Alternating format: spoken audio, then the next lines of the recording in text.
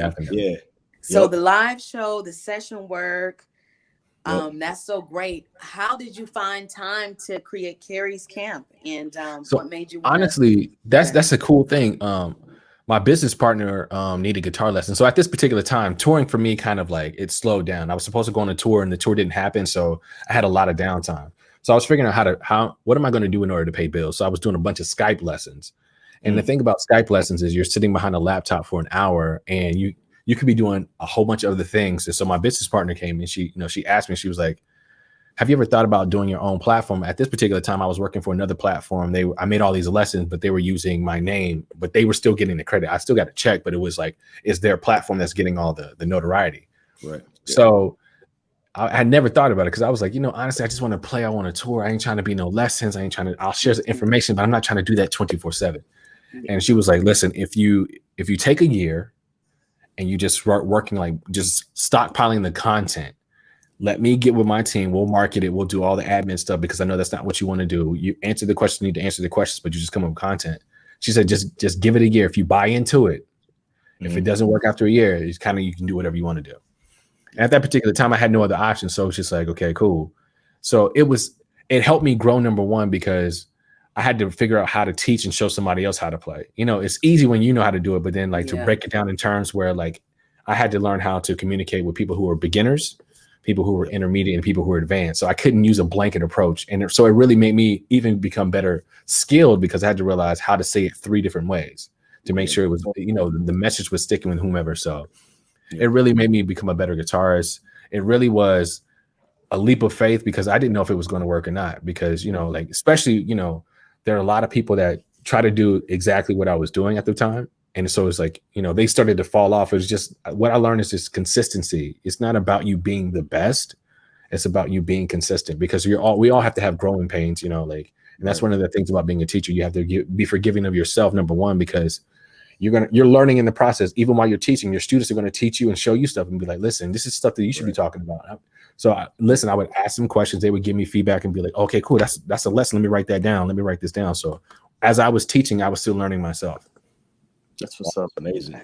How rewarding is it to teach others, like beginners and intermediate players like myself? Like, I was learning. I was like, man, I learned so much from you.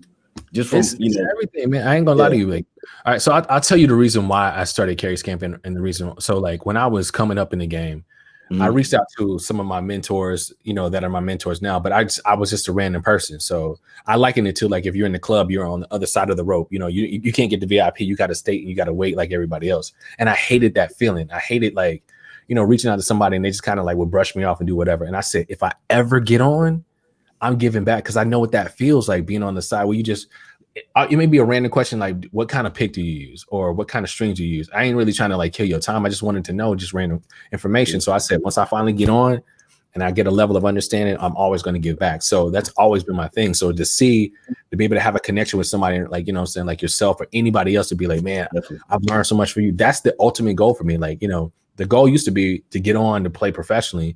Now the goal is I want to inspire as many guitarists around the world to be like, man, I learned from you. Or like I said, I tell people all the time, every Saturday, I want to go to your shows. If you guys are performing, if I'm in your area, I want to go see y'all perform and be like, yo, he's a camper, man. He took a couple lessons, man. I heard that lick, man. You know what I'm saying? It sounds like I want to go support because that's what it's all about. I realize it, like being a touring musician, you do have a shelf life. I mean, it is what it is, but outside of that, I want to see, the next generation that I'm helping to influence be the guys that carry the mantle, guys and girls, whatever the case may be. I want to see y'all playing. I want to see y'all on TV and be like, that's the camper. They're blazing with such and such. That's my ultimate goal now. That's dope. I mean, you spend like, the time that you take to do that and you tour and you play sessions and you do your own music. That's amazing that you're able to give back and inspire, other guitarists and musicians to, like you said, like when you were starting out, you would reach out and everybody was busy that, man, I ain't getting no love, man. And I hate it. I ain't gonna lie to you. Right. So that was the motivation. Like when I get on, I gotta make sure that, what I'm saying, because I know what it feels like, and just hearing, and then I was able to share my story, like with a lot of the campers, because a lot of times when you don't understand where people came from, it feels like, oh, they fell out of the sky with all this talent. I was horrible. I mean, like legit horrible. You know what I mean? Like, and I knew I was bad.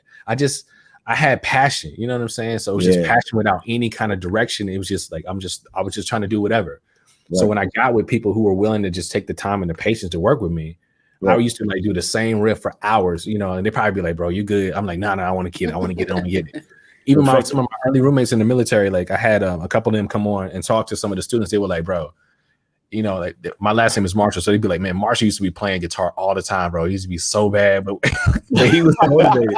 So to see him now, you know, when I was out with Kiana Ledé, I had one of my first Army roommates. He would tell everybody in the band, he was like, man, Marshall was so bad. He used to be up all night playing guitar. To see him now be on stage and rocking out, like I see where, you know, he's just, so I know what it is, you know what I'm saying? So yeah, I want to share my story to inspire as many people to let them know, listen, I didn't come out the gate being a child prodigy.